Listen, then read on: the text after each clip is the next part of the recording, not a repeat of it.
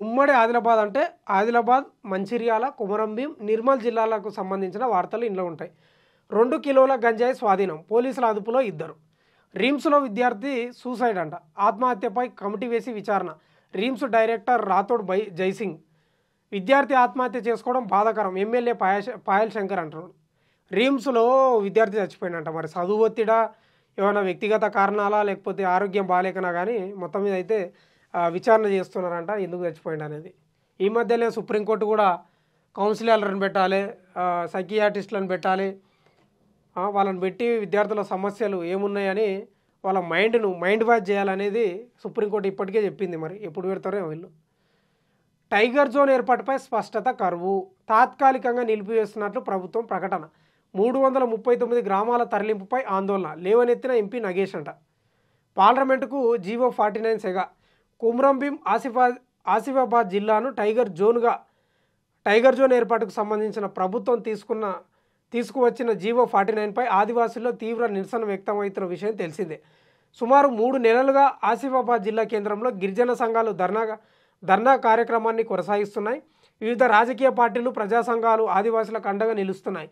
339 అటవీ గ్రామాల పరిస్థితి అగమ్య గోచరంగా మారుతుందని, మైదాన ప్రాంతాలకు తరలి వస్తారని ప్రచారం జరుగుతున్న నేపథ్యంలో ఆ జీవోను రద్దు చేసేదాకా ఆందోళన చేస్తామని ఆదివాసీ సంఘాలు భీష్మ ప్రతిజ్ఞ చేస్తున్నాయి.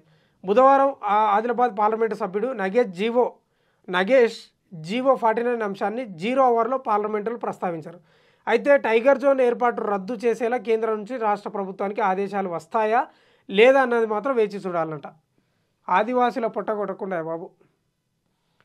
మిమ్స్ కళాశాలపై చర్యలు తీసుకోవాలి, మృతురాలి సహస్ర కుటుంబ సభ్యుల డిమాండ్. మంచిర్యాల ఐబీ చౌరస్తాలో నిరసన అంట.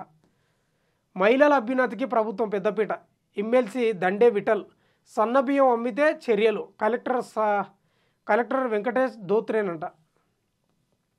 రేషన్ కార్డు పంపిణీ నిరంతర ప్రక్రియనంట. రేషన్ బియ్యం అమ్మితే ఆహార భద్రతా కార్డు రద్దు చేస్తాం, ప్రభుత్వ ఆసుపత్రుల్లోనే వైద్యం చేయించుకోవాలి. ఆదిలాబాద్ జిల్లా కలెక్టర్ రాజర్షి షా. రైట్. శిక్షణ గోరంతా, పరీక్షలు కొండంత. లైసెన్స్ సర్వేయర్ల పరీక్షల్లో గందరగోళం అంట. శిక్షణ గోరంతా, పరీక్షలు కొండంత అంట.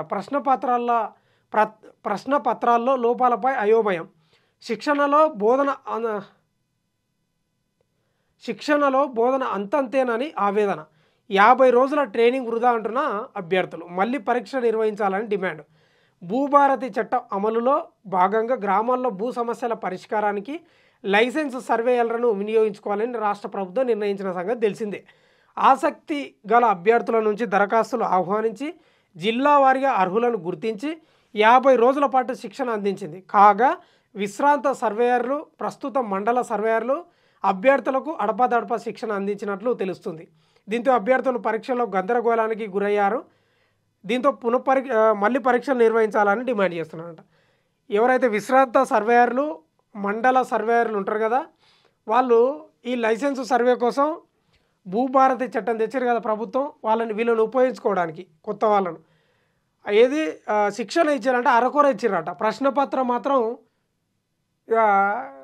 గుడ్లు ఇట్లా ఏలేసే విధంగా ఉన్నాయంట ప్రశ్నపత్రం. మళ్ళీ నిర్వహించాలని చెప్తున్న పరిస్థితి కనిపిస్తుంది. మరి ఉమ్మడి ఆదిలాబాద్కు సంబంధించిన వార్తలు.